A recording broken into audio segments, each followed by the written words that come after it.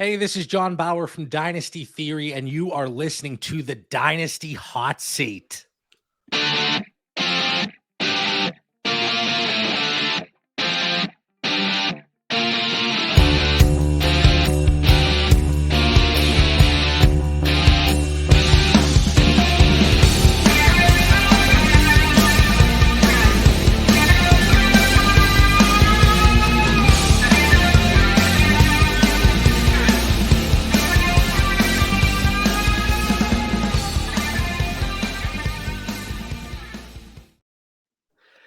Yes. Hello, everybody. Once again, welcome back to the Dynasty Hot Seat, the only Dynasty show out there that is a certified inferno.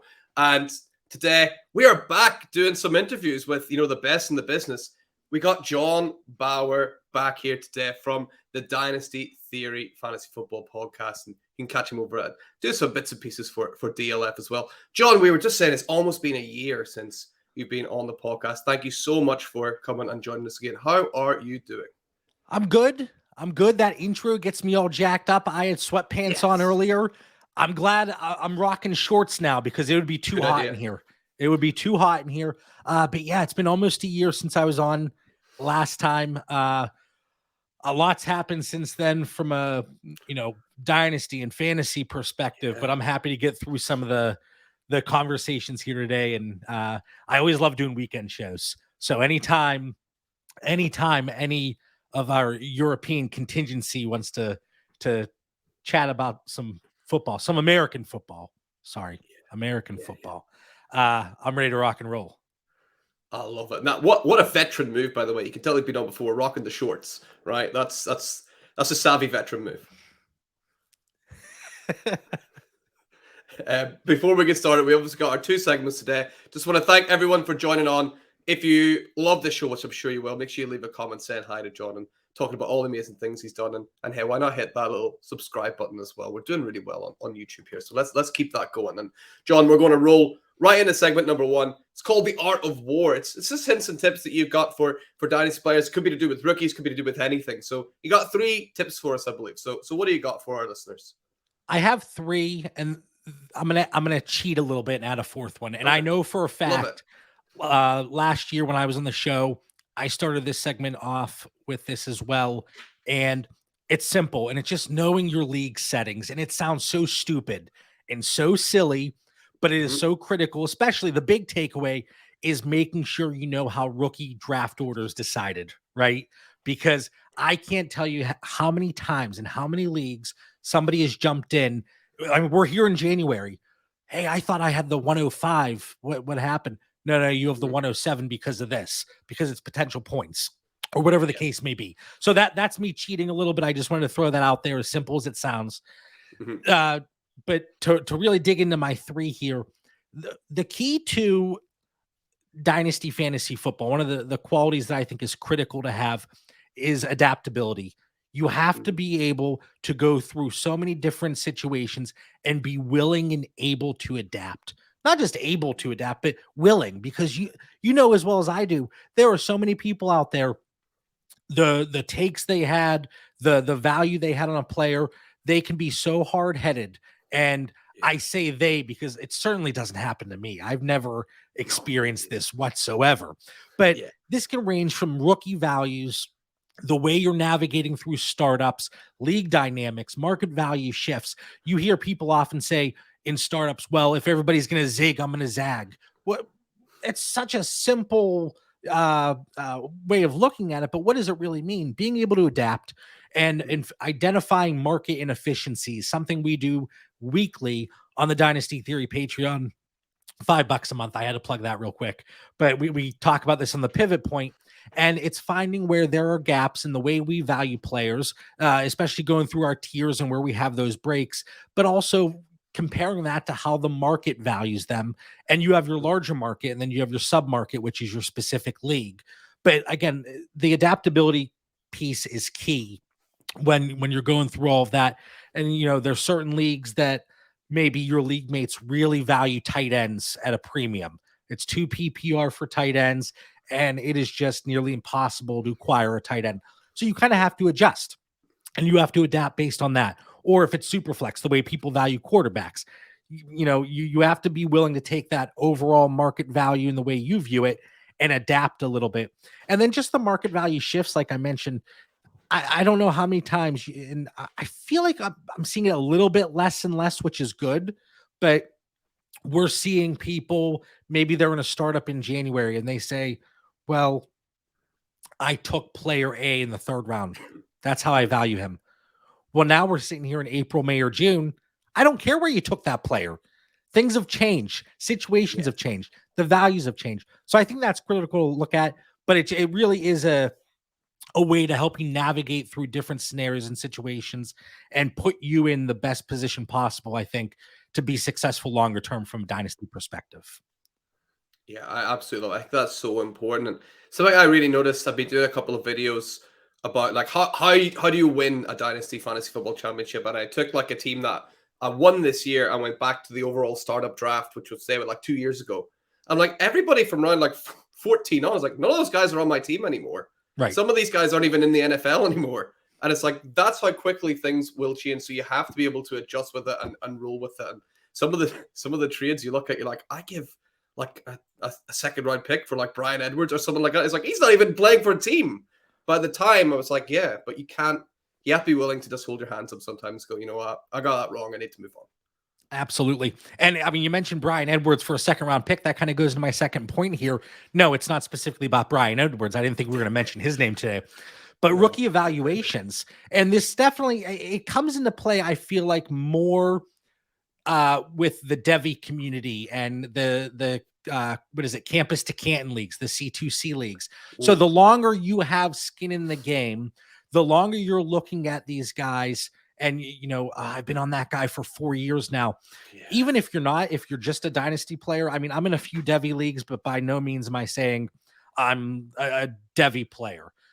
Primarily it is dynasty that I look at and I take part in. But you're looking at these rookies. The more information we get and gather from these guys, whether it's the way they play in these all-star games, the Shrine Bowl, the Senior Bowl, whether it's how they perform in the combine, and then most importantly, the final piece of the puzzle, the NFL draft. How do these teams view these players from an NFL perspective? And are there any real discrepancies between the way they value them and the way we value them as dynasty managers? So I think being willing and able to adapt, it kind of goes hand in hand with my first point. Looking at these rookies, we saw it last year with Malik Willis.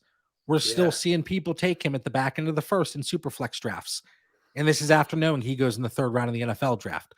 So we, I saw it to an extent with Isaiah Spiller. The NFL showed us how they view him, a day 3 player.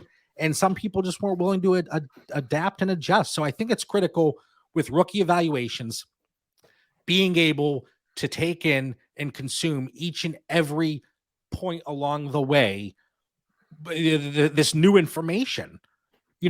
One thing that I would say with like the combine, excuse me, if a player comes in and they run like a 4.3, we might have expected them to run a 4.3.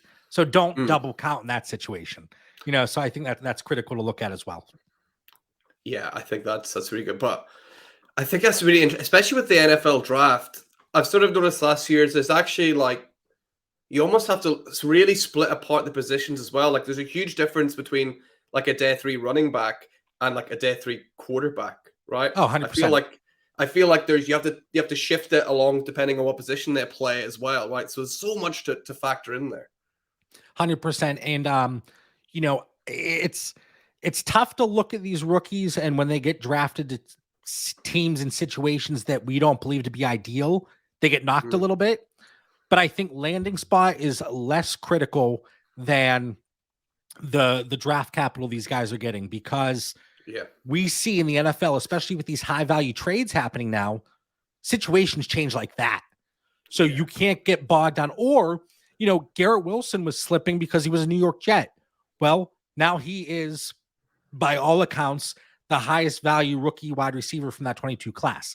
So it's another piece of the puzzle, but looking at the landing spot, I think that has to be the one of the smaller pieces. And then my last one here, this will be a quick one, but when you're in your league, this can begin in the startup. This can go into, excuse me, I'm sorry. Oh my God. The smoke from the hot seat here I know is getting into my lungs. Oh my God. It happens. I'm sorry. Try and stay low. So anyway, the tendencies of league managers across the board. I think it's important. And you see how these managers in your league, they might go through and excuse me. They might go through and it could range from the way they're offering trades. You know, I have managers that I know if I reject the first offer, they're going to sweeten it. They're going to sweeten it. They're going to sweeten it. So the final trade and where they started are completely different. And those are notes that I have on specific managers. And that's just one example. But I think knowing the league, the tendencies of managers in your league is important because it can help you along the way as well. Yeah. I think that's great. And I always sometimes feel like with that, it's always sometimes better just to be like, instead of sending an offer, just send a message. And like that sometimes helps. If people are like tended to just straight out reject things, I'll just send them a message, be like, hey, I'm looking at Devonta Smith or whoever. It's like, what do you think?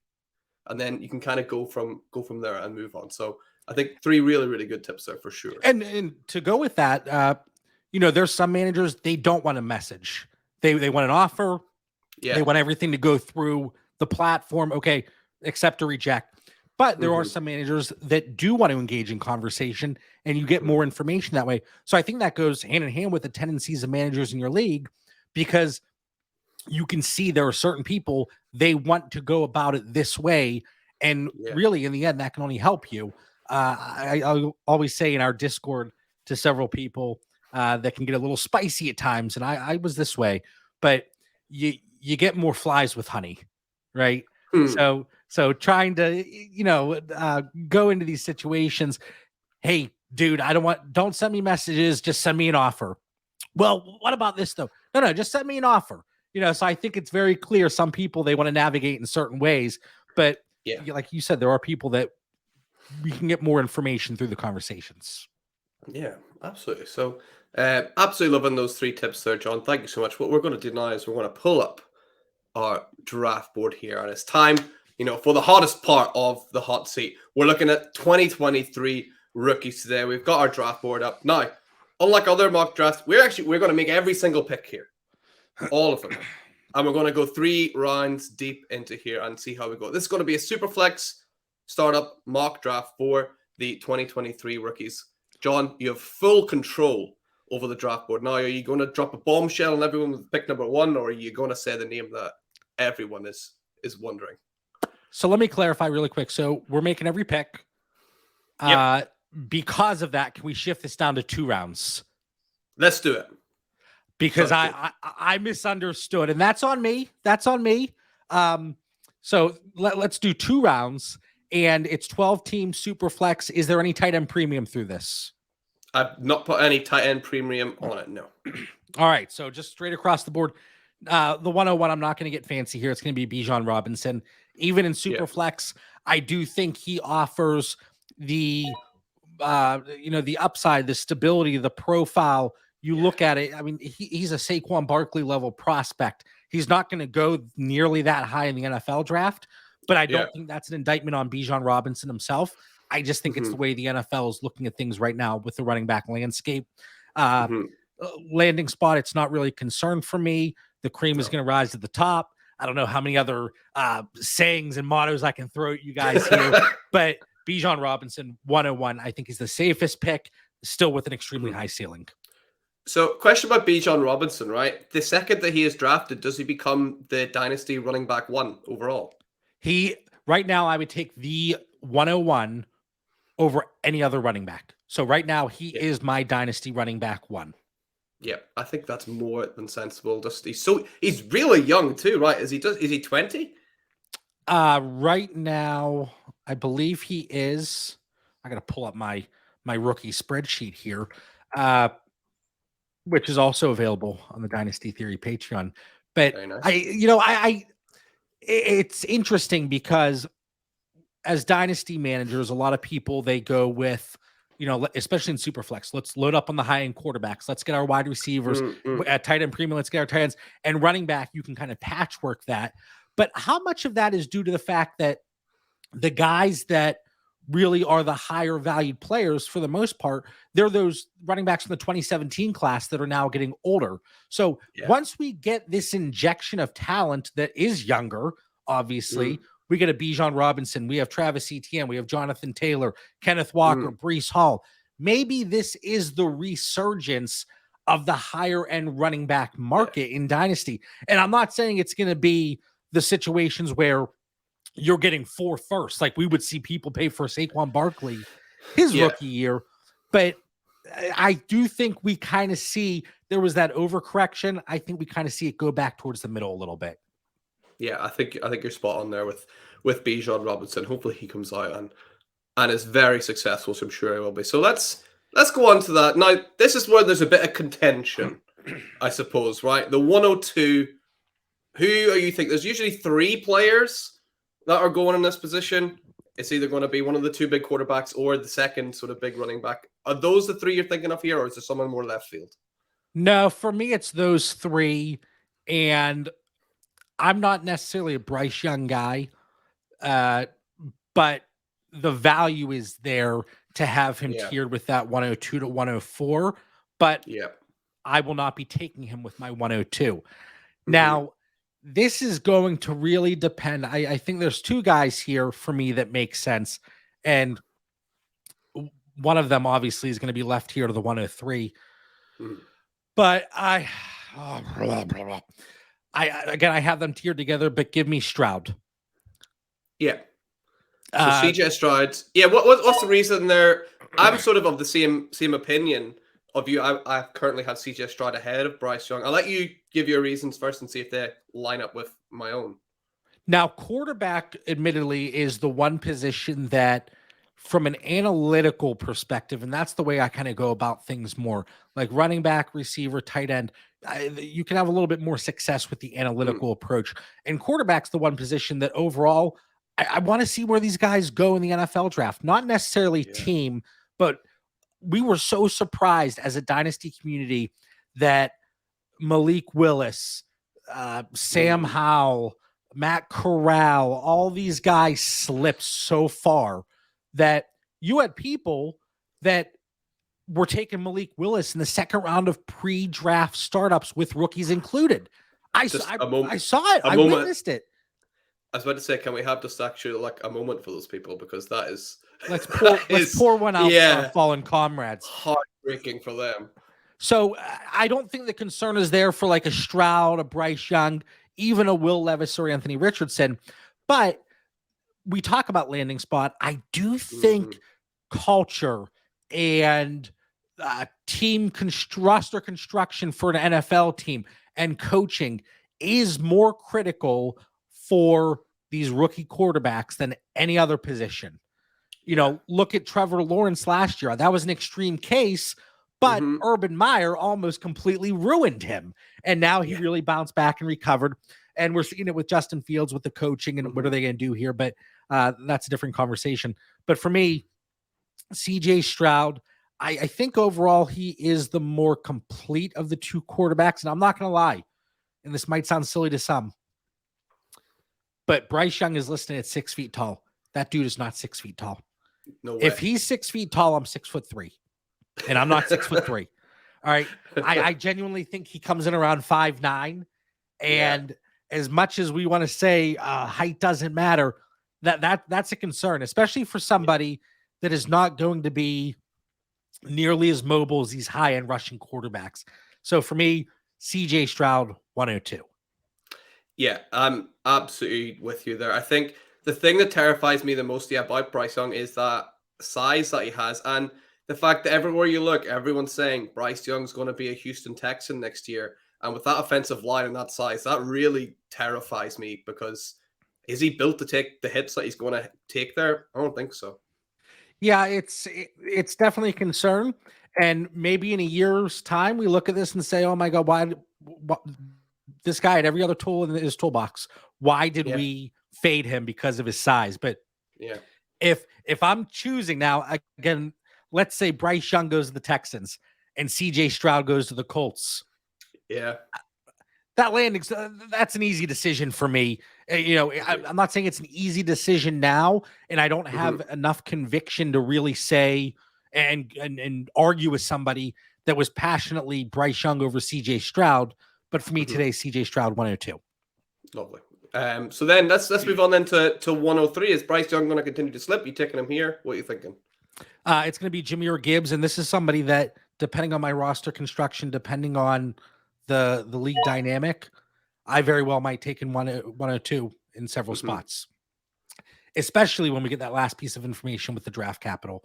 So Jahmyr Gibbs, I'm expecting him to go early to mid second. Okay. And again, I look at things really from an analytical perspective. He's going to have almost every box checked.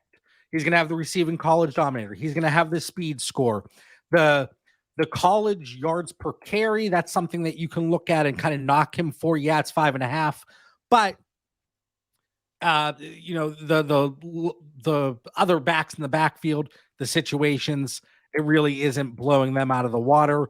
But overall, I don't think he's necessarily going to be a bell cow type back, but he's going to give you that receiving upside that we want in a running back. And I always say, I want my backs to catch passes.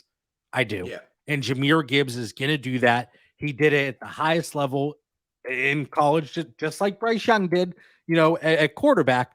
But I think Jahmyr Gibbs, he is a little bit, again, of a safer option at this point in time. Yeah, absolutely love it. I can't remember who made the initial comparison, but I read somewhere like Jahmyr Gibbs is like Jamal Charles-esque, and I was like, I can't unsee that now. Like every time I watch him, I can just Which gets listen, it's hot enough in here. Yeah. Don't get me too hot and bothered. Let's move on to 104 before you have to get change into something else. For me, it's Bryce Young, and we're still going to get a top 3 NFL draft pick here. Extremely talented. The height is a concern, but a lot of this goes back to the quarterback landscape in general. Outside of 12 or so quarterbacks, it gets tough out there. Even when you look at a Kyler Murray, Trey Lance, Matthew Stafford, Kirk Cousins, there's ceiling concerns, there's question marks. So for me, Bryce Young, and this is again more so because of the quarterback landscape, I'm going to take Bryce at 104. Yeah, I think that's very sensible for sure. And let's move on to 105. We've spoken about Bryce a wee bit, so let's move on to 105 and a couple of more players still on the board, obviously. So who's standing out to you at 105? Oh man, so this is where it really gets tricky because I have my startup tiers, I have my cross positional tiers, and I have the rookie picks slated in. And just to provide additional context for our patrons, I have names associated with these certain picks, but it's so easy once we get the draft capital for things to shake up, and especially for running backs. So for me today, based on their analytical profile, their expected draft capital, and the way their game I think would translate to the NFL, I'm going to go Quentin Johnston at 105. Ooh. And this gets a little more challenging for me because there is that tier break for me. And the first 4 picks, I feel comfortable saying those are my top 4. But this is where it gets trickier for me. And I think it's going to get trickier for a lot of people. So ideally, if I'm in this situation, if I have 105, 106, 107, 108, I am looking to potentially move back a little bit as opposed to making that pick as is. Or I'm looking to move off of these picks for the deflated value of some of the veterans that are out there, and then get a small piece added. So, you know, and I don't want to get into it too much because we're going to be going through some of these other players. But for me, I'll go Quentin Johnston just because I'd be shocked if he doesn't go in the first round of the NFL draft. He's got the size. He's got we're going to tell, you know, the speed score. Yeah, there's some knocks. Never really eclipsed that 30% college dominator, but you add some additional context there. I don't think it's necessarily the end of the world. One big thing in the buzzword for the analytical community, early declare. He's an early declare from a power 5 school. So let's go Quentin Johnston. Yeah, Quentin Johnston, big guy, looks suited to the NFL. Obviously, landing spot for I think Atlanta Falcons seems about right for him, just to where they've got draft position and the kind of team they're building. They're building like this big basketball team. I think it'll be a nice fit. So be interesting to see what happens with Quentin Johnston. So let's move on then. Pick number 6 in the first round. You sticking with wide receiver? You going anywhere else? No, I'm going to stick with wide receiver, and I got my Pitt Panther shirt on. All right. Yeah. We got the skyline back here of Pittsburgh. Now I know he abandoned us. He got that NIL money. He went to USC, but I'm going Jordan Addison. This is another guy I feel very, very. Oh, his birthday was yesterday. I'm looking at my spreadsheet. Oh. His birthday was yesterday. So probably the best gift of all is for him to see that, well, maybe not, because I didn't take him as my wide receiver 1. But still, wide receiver 2 isn't too shabby. So give me Jordan Addison. He is the guy that made Kenny Pickett millions of dollars. All right. He genuinely is. He had a down year at USC, comparatively speaking, but everything else checks the box for me. So Jordan Addison at this point in time. Now, this could be adjusted. Obviously, this is not set in stone for me once we get the combine and the NFL draft, but it's going to be very difficult for me to take certain players here today if this were an actual rookie draft, as opposed to Jordan Addison, who I think is just a little bit safer to have that insulated value if I were to go that route. I mean, I'm sure that's right up there with winning the Bilennikov Trophy for Jordan Addison. I'm sure being taken at 106, right? It has to be.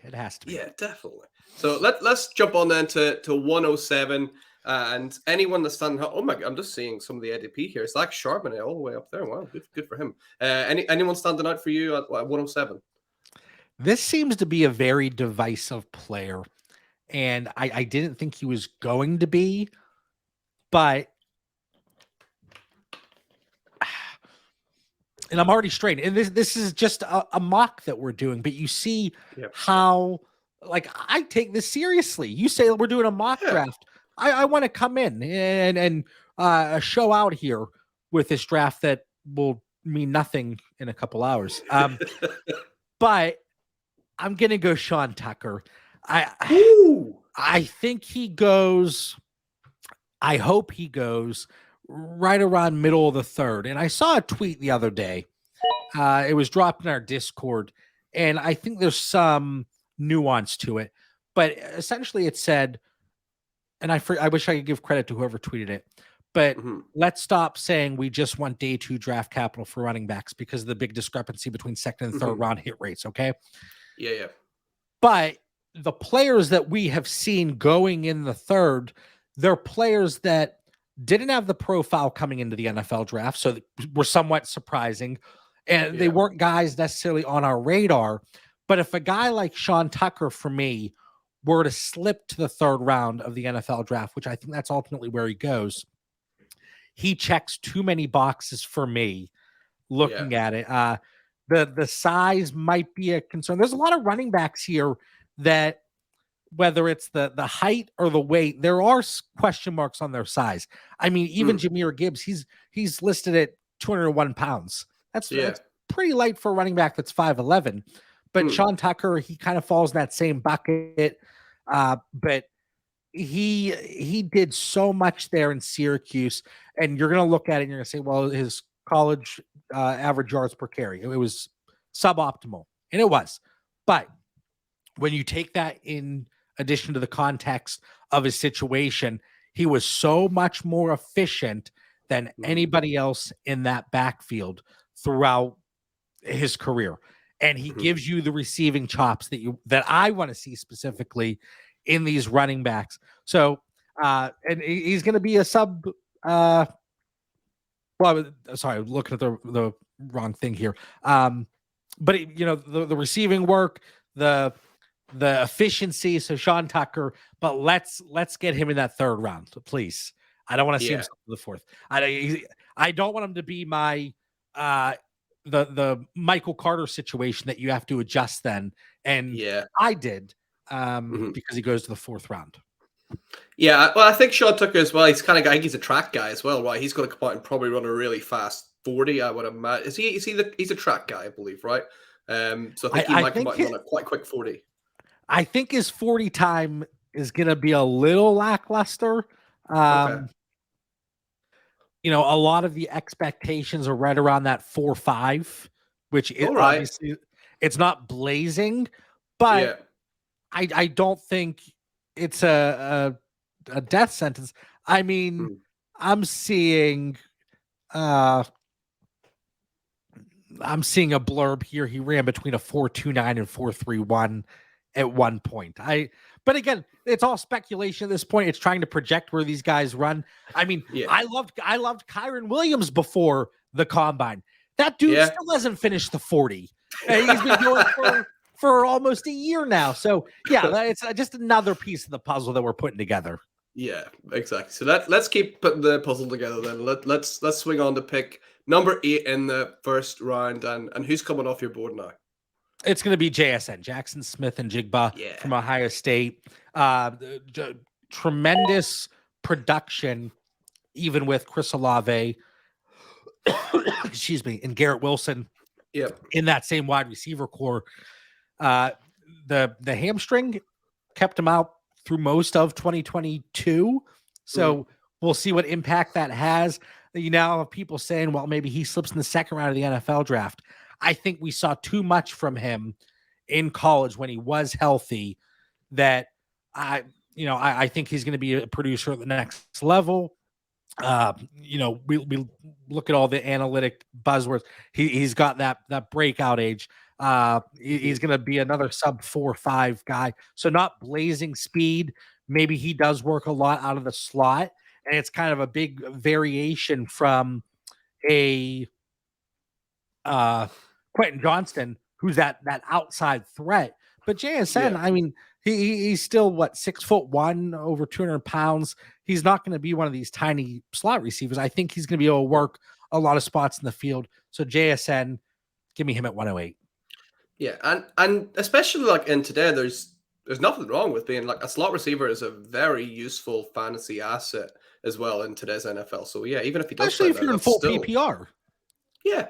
Absolutely. Look at Amon-Ra St. Brown, like what he's been able to do, right? Just absolutely amazing. So, I think absolutely fantastic getting him there. I'd be delighted, actually, if I had picked number 8 and Smith and Jigba end up there. I'd be more than happy with my work in the first round there. So let's bump on to pick number 9. And who's standing out for you there? Oh, man, this is just a pure upside pick. I mean, you go on Twitter, you listen to any podcast, you jump in our Discord, it's talked about constantly. His production, his actual prowess as a thrower, but the upside's there. 109 with the expectation he is going to go in the top 15 or so picks of the NFL draft. Give me Anthony Richardson. He is my quarterback 3 today. Anthony Richardson. Potentially, I said last week on the show, he is potentially the... I hate just comparing any quarterback that can run to Lamar, but he's potentially a guy like Lamar Jackson that just slips and slips and slips and slips, and everyone goes, "How did nobody take that guy?" Right, and it's his game will translate well in terms of he goes to a team that has a bad offensive line. It's not going to be as critical. It's not going to be a situation where you have a pocket passer that needs that time. So he is going to need to develop as a quarterback, but he has that explosiveness. Now, if he slips out of the first round of the NFL draft, it's time to reevaluate.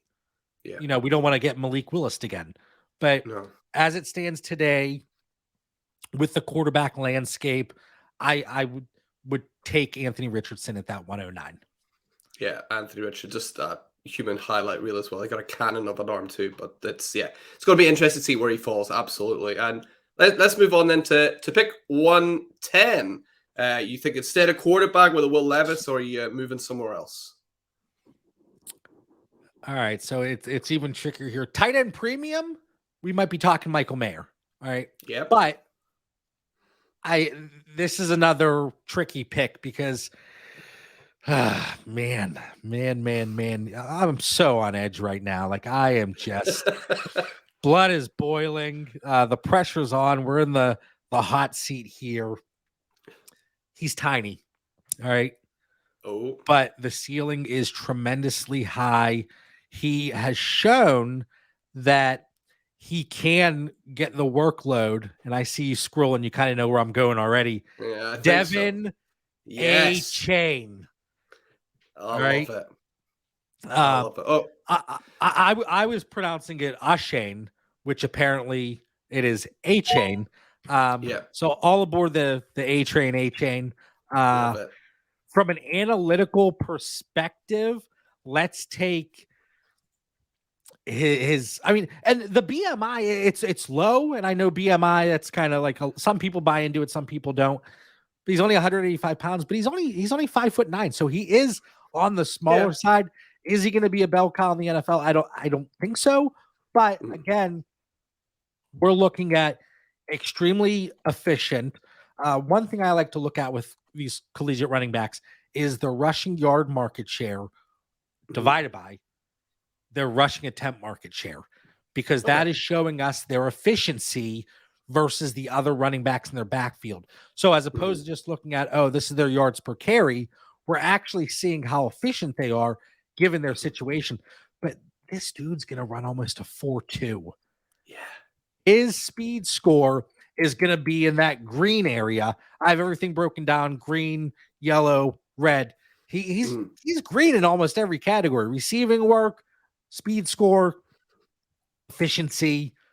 The only even rush attempt market share, he eclipsed over 50% in his best season. So he can put the work in.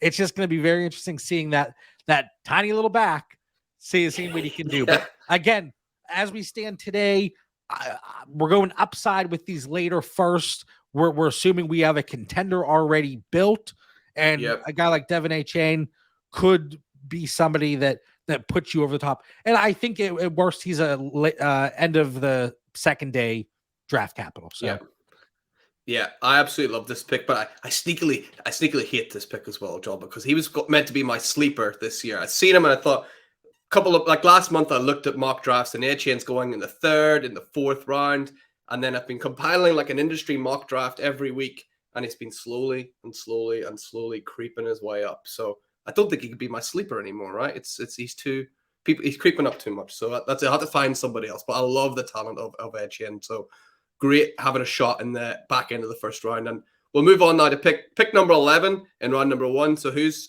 standing out to you there? I am going to go with wide receiver North Carolina, Josh Downs. Nice. Another kind of smaller frame. Really was a huge piece of the Sam Howell production pie when he was at North Carolina playing quarterback. One big thing that you look at these guys from an analytical perspective, I know some people are probably saying, say analytical one more time, JB, because to take a shot every time John says analytical, we'd all be completely woo. But receiving yards per team pass attempt, he eclipsed 3.5, which is it's tremendous. The highest out of any of the prospects from this year's class that I've tracked. And I have 25 receivers in here now, still adding to it a little bit. But college dominator, breakout age, he's going to be about a 4.3 40. he's going to be an interesting prospect. But right now, he is sitting there as my wide receiver 4 outside of those big 3. So I have one question about Josh Downs. I've watched a little bit of Josh Downs, maybe like 3 or 4 games I've got to this point. It could just be I was watching the wrong games. But one thing I don't know if you've got the numbers for is his yards after the catch. But every time I see him, he would catch it and he'd be on the ground almost immediately. That's something. So yards after catch, I'm still kind of digging into a little bit for each of the prospects. So I do not have that. Also separation. I know Josh Downs, he isn't going to be one of those guys that you're concerned with his separation at the highest level. But yeah, I mean, that's something interesting that to be transparent, I would have to look into more. Yep, same. I'm still looking into him and getting it, but that's kind of the only thing I noticed about him. I was like, oh, that's interesting. I'm not seeing too much, but it's hard to tell. It's been maybe 3 games, so it is hard to get a full view of it for now. So we'll keep Josh Judge there at pick number 11, and we'll move on to the final pick of the first round. Who's going to be your last guy in round number 1? See, it's throwing me off because in my tiers it is tight end premium based. So how much would I adjust? Still looking at Michael Mayer, but I don't think he's there yet in this spot. So it comes down to 2 guys for me. And I'm going to go Mr. Boutte from LSU. It's, there's so many things that were disappointing. And then, especially the last couple of years, but 18-year-old breakout age. He's going to run a sub 4.4. A lot of the numbers, they're not going to really pop off. But again, I think this is a situation where if you're just looking at your spreadsheets, which I always say I'm getting in the sheets, all right? I love it. But there is additional context required, and I do think that's critical for him. And then did you hear the rumors about how he didn't declare and then he did declare, and the reason for that? I didn't hear the reason, no. Well, look into it. It's interesting. I won't bring it up here, but it's a rumor, so I don't want to shed too much light on that. But yeah, I still think he's probably going to go early second. Otherwise, I mean, if he were going to slip down draft boards, why declare at all? Transfer out or whatever. But Boutte. Yeah, I'll go with him as my last pick of this first round. Yeah, he's a very interesting one. Like I said, I've been kind of compiling like an industry-wide sort of ADP for like the rookies this year. He's gone as high as pick number 9 and as low as pick number 27. So he is very, very interesting. It's going to be, obviously time will tell, and the NFL draft will have a big one. He's one of the ones that if he slips, you're like, something's not right there. So we'll have to wait and see what happens with Boutte. But we'll move on now to round number 2, and we'll go through. Sorry to interrupt, but you talked about him slipping. Maybe something's not right there. If that happens, we do have to. I know we all have our prospects. And we all have these guys that we like, whether it's personality or the way they play on the field, whatever the case may be. But we're not behind the scenes. We're not in these interview rooms. We're not really digging in and seeing these guys, what they're like off of what we get to see as fans of the game. So when you see a player fall, sometimes it's kind of like, was a story planted? Or, there were concerns. People had mentioned Justin Fields and his attitude. And I've seen nothing but great stuff in terms of attitude. But character concerns, I'm not saying it's not necessarily going to happen with Boutte, but just overarching. I mean, it happened with Darius Geis. There were concerns. Hey, how does this dude keep slipping? There's character concerns. Well, here we are in 2023, and that kind of, but I do think that's something that we have to keep in mind, even with our favorite prospects. Maybe there's other reasons that we're not seeing as to why they may have slipped. Yeah, absolutely. Because you have to remember, these are guys that are coming into training every day. These are guys that have to interact, with socially with people and their coaches. And you have to be I mean, as good as Antonio Brown is supposed to play, even if you're a douchebag, right? So it depends how talented you are. There's like a scale of talent and how much you piss people off, and if you dip 100%. below that, you're not going to play. 100%.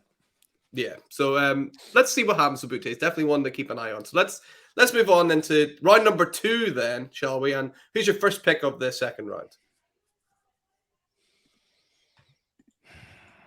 There is one guy specifically that I like a lot. I have him on a Devy league, on a Devy roster, and there is a chance that maybe I like this guy a little bit more than the NFL does. Okay. Because of that, I'm not going to take him yet, and I'm actually going to skip a tier because of it. And then we'll get to him eventually. But just because of this point in the draft, where we are sitting here at the end of January, expected draft capital, at least getting that insulated value for a short period of time. I don't like the player, but right around here feels right for Will Levis. Yeah. Yeah, I was wondering when Will Levis was going to come off the board. I sort of had I don't want to say a down year this year, but compared to last year, he wasn't as impressive, I don't think, right? So he lost his offensive coordinator, went to the NFL, and now I believe he is back with Kentucky. So that's a concern. I know there's a lot of issues people have with his mechanics, and obviously being a data-driven person, I'm not necessarily I haven't dug into any of that, but I'm seeing what people that do watch film say, and that's a concern. But again, too many people are talking about him going in the top 10 of the NFL draft, and that's hard to ignore, especially at this point in time when I'm not so sure where some of these other guys are going to be going. So you can tell in my voice there's not a lot of conviction there. I'm probably a little bit lower than most people on Will Levis. You hear first round quarterback. Oh, we got to get him early in our super flex drafts. There are some red flags there for me. Yeah, and I think sometimes people can try and convince themselves, well, they're like, oh, big quarterback, big arm, not bad at running. They're like, oh, he's the next Josh Allen. It's like, let's see. Like, don't put 2 and 3 together and get 4, right? You have to kind of slow it down a little bit. Yeah, we always look at these outliers and we say, well, Josh Allen did it, Jalen Hurts did it, so and so did it. Well, that's not necessarily the norm, and that's what makes that player an outlier. And we want to point to these guys, and well, it could happen for Will Levis. Yeah, it could, but is that a bet you want to make? Not in the middle of the first in your super flex rookie drafts. Yeah, early second. Yeah, let's do it. Yeah, for every Josh Allen, there's 10 Mitch Trubisky's, right? So that's Mitch, poor Mitch. Yeah, I know, poor guy. Let's move on to pick two in the second round. Then, so who are you taking here, John? Fantastic season. Give me Jalen Hyatt. Ooh, nice. There's a lot of things that he does well. And the reason I'm kind of taking a little time to get through this because I'm still thinking about this other name that I skipped over, and I think it might be time with this next pick to take him. So I was really debating here. But Jalen Hyatt, top tier yards per team pass attempt, almost 35% college dominator, breakout age a little bit later with being 21, but he's going to run right around a 4.3. He's going to be a great addition to a team looking for a wide receiver here, and I'm interested to see where he does go. I think it's going to be early to mid-second for his draft capital, but still for wide receivers, that's perfectly fine. Yeah, Jalen Hyatt is a guy almost the opposite of Josh Downs. When I was watching him, when I seen Hyatt, his yards after catch, I was like, oh, like he does. You're right. You said the word pop, right? It's like he's really jumping off my screen. So I love that. Love that pick there with Jalen Hyatt. Are we going to get your guy next? Is this who's coming? I don't know who it is. I have a name. I think it might be, but I don't know if it is this guy. I'm not sure. Who do you think it is? Is it Zay Flowers? It is not. We're going running back here. I'm going Tank Bigsby. So this is somebody, I think he could be my Isaiah Spiller this year. And what I mean by that is pre-NFL draft, we would do mocks, and I think I was looking at Isaiah Spiller and 109, 110, 111. And that's the exact tier that I have Tank Bigsby. But I'm hedging a little bit here. If he goes day 2, he checks a lot of the boxes for me from an analytical perspective. But he wasn't necessarily, I talk about the rush yard market share over the rushing attempt market share, wasn't necessarily the most efficient back. But with the running back landscape, looking at him in this early range in the second, I know a lot of people have issues with his vision in terms of a film perspective. So that's going to be something to keep an eye on. But there is a legitimate concern for me that I like Tank more than the NFL does. And this goes back to one of my 3 tips to start the show: adaptability. You have to be able to adapt. But for now, and don't hold me to this. So whenever Tank goes in the 50th of the NFL draft, I reserve all rights to adjust these as the offseason progresses. Absolutely. Disclaimer. So I've got a theory. It might be a crackpot theory, John. You can let me know, right? But I think one of the factors behind Tank Bigsby's ADP in general on Sleeper or whatever is like more of casual players just going, I don't know who to pick. Hey, that guy's called Tank. That's cool. I'll pick him. It could be. It really could be. What was his ADP? I wasn't looking at the. It's pretty. I bite where you took him. Yeah. Okay. Yeah. I mean, and at this point in the draft, I know a lot of people, they like to load up on running back after you get outside of a certain spot. But yeah, it could. Hey, that's Tank. Yeah, could be. Oh, he's not really a tank, right? He's not the biggest guy, is he? No, he's certainly not a tank. I mean, he's 6 feet, 214. He's more of a tank than me. So, yeah. There you go. So let's move on then to our 4th pick in round number 2 after we took Tank. So who we taking? Was Tank Bigsby your guy, by the way? Was that him? Yeah, that was the one that was the one that I was a little bit higher on than I think the NFL will be. So we went Jalen Hyatt. Still trying to think about Michael Mayer here. What are we at? 204. 204 non-tight end premium. Gonna wait one more pick. A player that is kind of neck and neck with Tank for me. There's a 1-tier break between the two. But this is the flip side where I think the NFL is going to like this kid a little bit more than I will. Coming from TCU initially to Ole Miss, being supplanted in 2 backfields, that's a concern. Not really the receiving upside, but it seems like he has a lot of the other physical traits that the NFL will find desirable. From a size perspective, 6 feet, 216. JB, who are you talking about? Zach Evans. So I'm going to go Zach Evans here. Another late day 2 back in my mind that the NFL is going to put their stamp on there. And like I said, I think he has a lot of the physical traits coming from the SEC that people are going to like.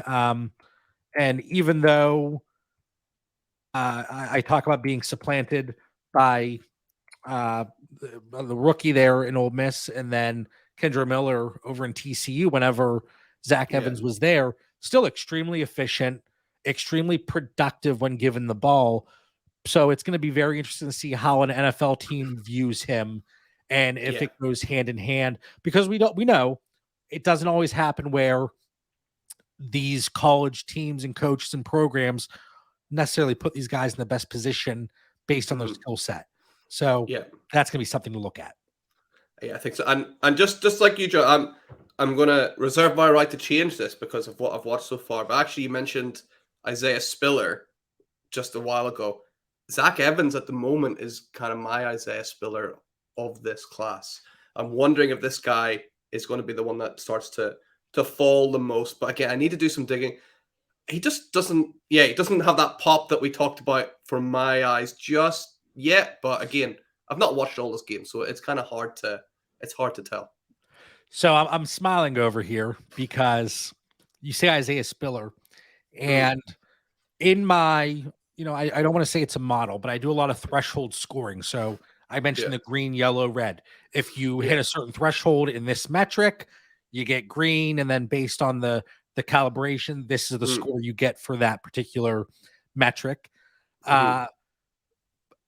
Isaiah Spiller and Zach Evans they have one running back between the two. I have 2017 to 2023, the pre-draft threshold scoring. Isaiah Spiller was running back 52, 50. Yeah. And then Zach Evans running back 52. So it's so funny that you have those two potentially as a comparison, because this is just from the overall scoring threshold parameters, they're almost touching, which I think is interesting. Wow. Who's the sandwich in between? I need to know. Now, again, this is pre-draft. This is from Mississippi, Darian Ealy. He was a rookie, undrafted free agent. And again, this is, it's not, it's just hitting those minimum thresholds in college. So certainly some nuance and context required, because I'm not saying Zach Evans is Darian Ealy. That is absolutely fair enough. I'll not hold you to that comparison. So let's move on then to pick number 5 in the second round. So is it Michael Mayer time? Are we thinking, or are we going to push him down the road a little bit? I have him that 109 to 202 in tight end premium in 2 PPR. But the big concern for him, and I think this is going to be a knock, is his testing scores. And for tight ends, people like to look at that, the RAS, what is it, the relative athletic score, or whatever it stands for. But outside of that, he's got everything, every box checked. I'm looking across my spreadsheet. Green.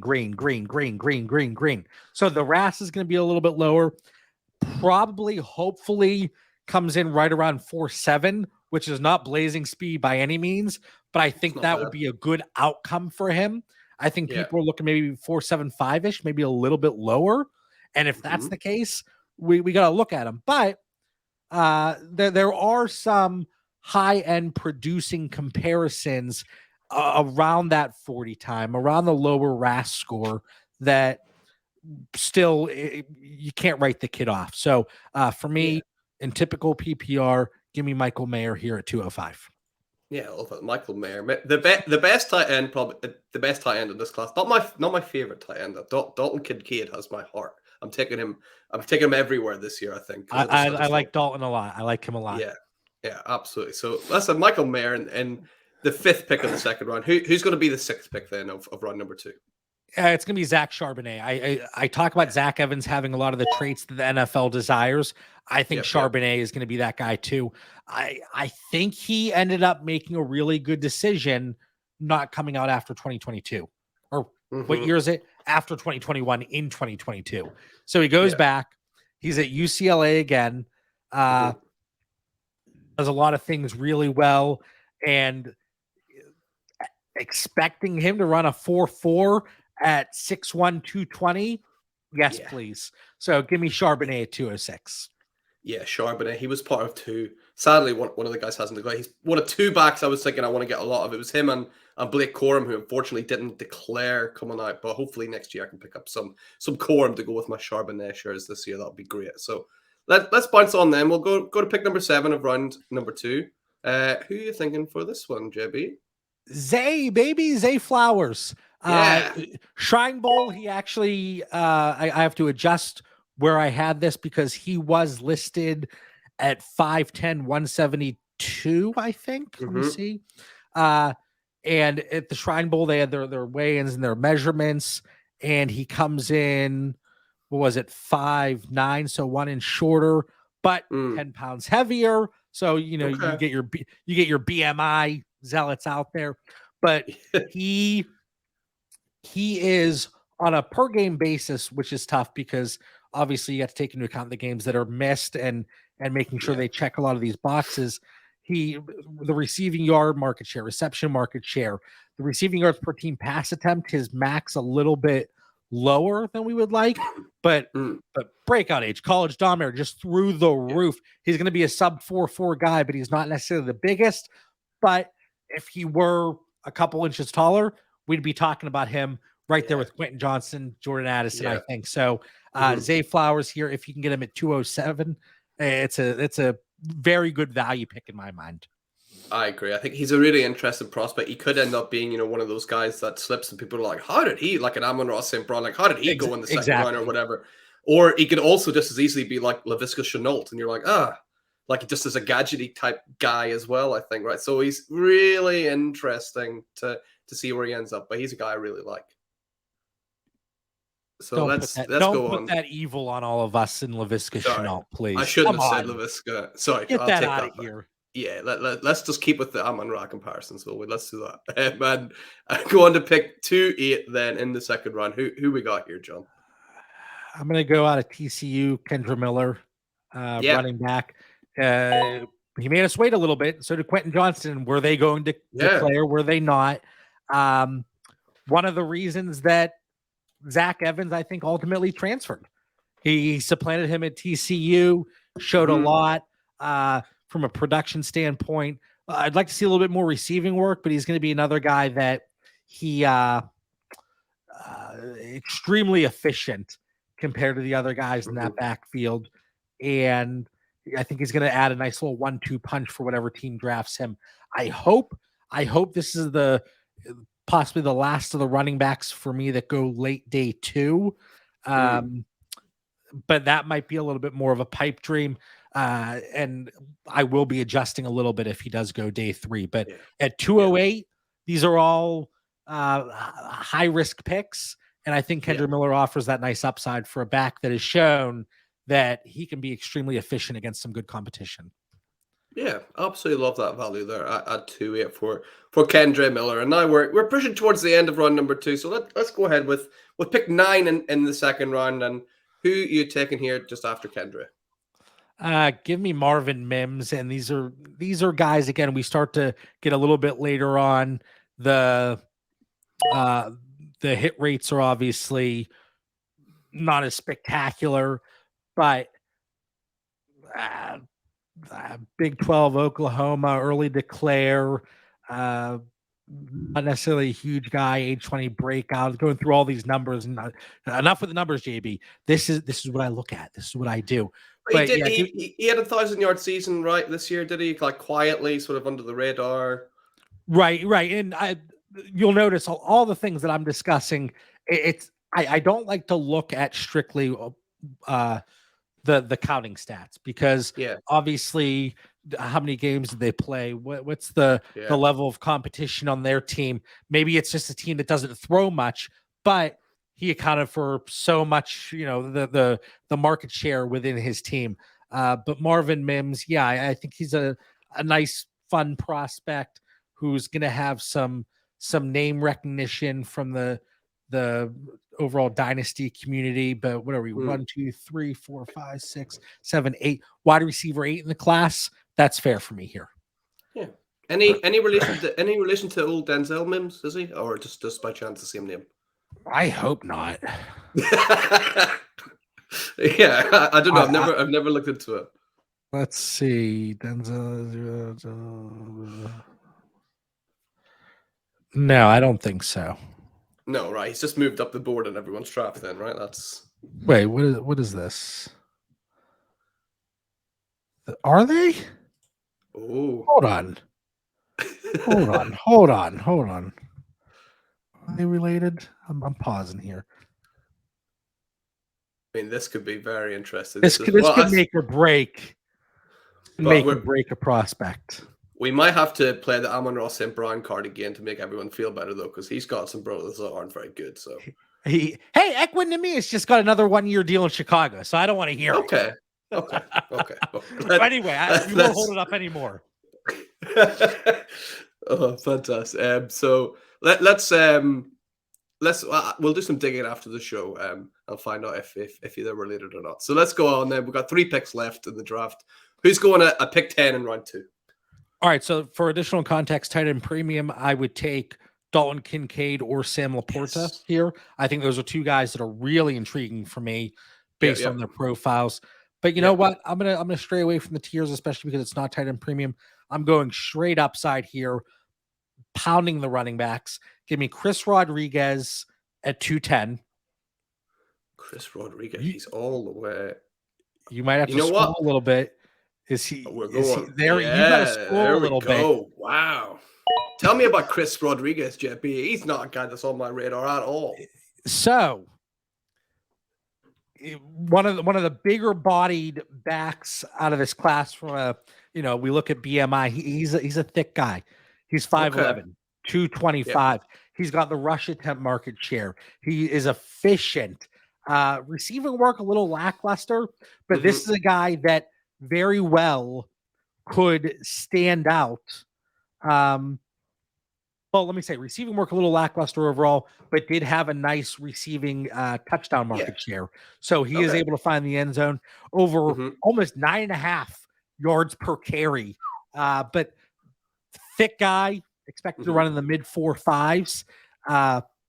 He's going to be at the Senior Bowl. So this is a kid that his stock very well could rise a little bit. And we see it every year from some players that take part in the Senior Bowl. But Chris Rodriguez, not a sexy name by any means, but I do think he's somebody that's interesting and intriguing here.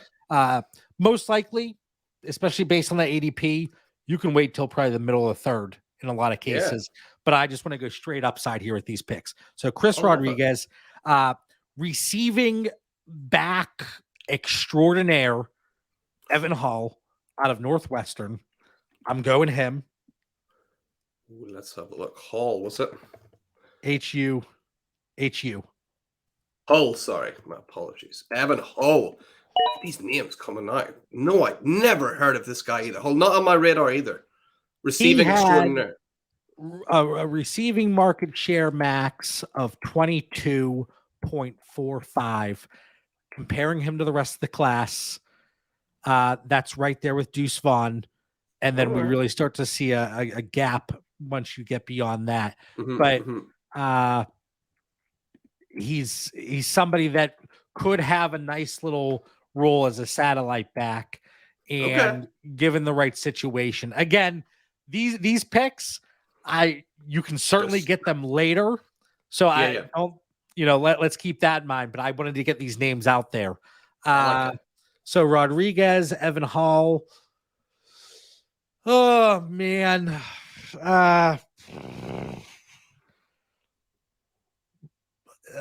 One more running back.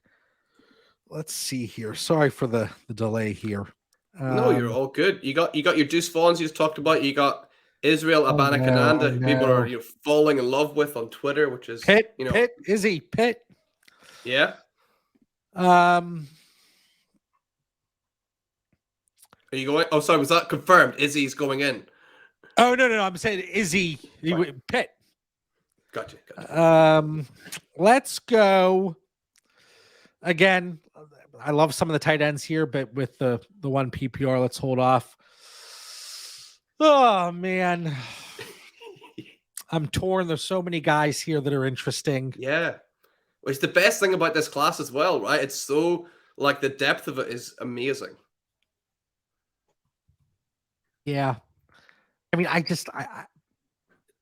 Deuce Vaughn, he's 5'6". Jeez, oh man, he is a tiny guy. You know what? Give me Dalton Kincaid. I actually think he's going to rise up draft towards the actual NFL draft. I think he's somebody that could surprise and throw out first round NFL draft capital. I think he is going to be closer to Michael Mayer than people might think when it's all said and done. So let's go Kincaid. love picking my guy Dalton Kincaid. Absolutely fantastic. And that brings us to throw, the end. Can I just throw on a few more names that I, Let's hear certainly on my radar that I'm looking at? Coming off the injury at Tennessee, Hendon Hooker. He's going to slip in the NFL draft, but I think he has a lot of traits that could potentially translate. Am I reaching for him? By no means. Sam Laporta, I mentioned him at tight end. Deuce Vaughn, that tiny guy. And then three running backs that two of them I'm probably not going to get much of because there is building hype. But I'm looking at Izzy Abanikanda from Pitt. Yep. We're looking at Tyjae Spears, who is just going to blow people away. Small school, Tulane, but he's lightning fast. And he had that huge game in their bowl game, right? So I think he's going to pop off for a lot of people. And then Keaton Mitchell, East Carolina, another American Conference player. He's on the smaller side as well, but extremely efficient, and he can put up some work in the passing game. So just some running backs that I'm looking at a little bit later. And then I see the ADP: Cedric Tillman, Rishi Rice, Xavier Hutchinson, Jonathan Mingo, Parker Washington. All interesting names. Nathaniel Dell checks off a lot of boxes, but we talk about tiny. Nathaniel Dell, he is. Where is he? I have him in here. He's too small. Even on your spreadsheet, you can't find him, right? He's too tiny. He's 5'10", 165 pounds. You don't hear that a lot in the NFL, unless you're a kicker or something, right? I know. So he actually, Houston, I mean, we're sticking with the American Conference, but there's such intriguing names and prospects, all shapes and sizes. It's going to be a fun off season and a really fun draft process. Absolutely. There's some nice depth here. Yeah, absolutely agreed. So let's run down then who you've picked here in our first two rounds. And of course, JB has the right to change this as the process continues on. So let's see who we got, as of January at the minute. So we'll go on with Bijan Robinson, CJ Stroud, Jahmyr Gibbs. We got Bryce Young, Quentin Johnson, Jordan Addison. Then we got Tucker, JSN, Richardson, and Etienne. And then Josh Downs and Keyshawn Butte rounding up round number one. End of the second, we got Levis and Hyatt, Bigsby and Evans, Michael Mayer and Zach Charbonnet. We got Zay Flowers, Kendre Miller, Marvin Mims, and then rounding off three fantastic names. We've got Rodriguez, Hull, and my guy, Dalton Kincaid to round everything up. And that rounds us up on the show as well. JB, thank you so much again for coming onto the show and talking some 23 rookies with us. Do you just want to remind everyone, listen, where can they find you online and what are you up to before you go? Yeah, again, an absolute pleasure. Thanks for having me here on the Dynasty Hot Seat. Find me on Twitter at the Bauer Club, host of Dynasty Theory over on DLF, and we have the Patreon with the tiers, annual projections. I'm actually working on the annual projections as we speak, getting behind the scenes, getting some baseline information ready for whenever we have these rosters finalized. But we have the Dynasty Theory Discord, which is fantastic community conversations 24/7. So a lot of great things, but $5 a month, cut out one cup of coffee and hang out with us. So this was an absolute blast. I really appreciate you having me on. Thank you so much. And everyone, again, thank you for listening. That's JB. I'm Mags. We'll see you next week on the Dynasty Hot Seat. Keep yourselves and keep your teams lit, and we'll see you soon.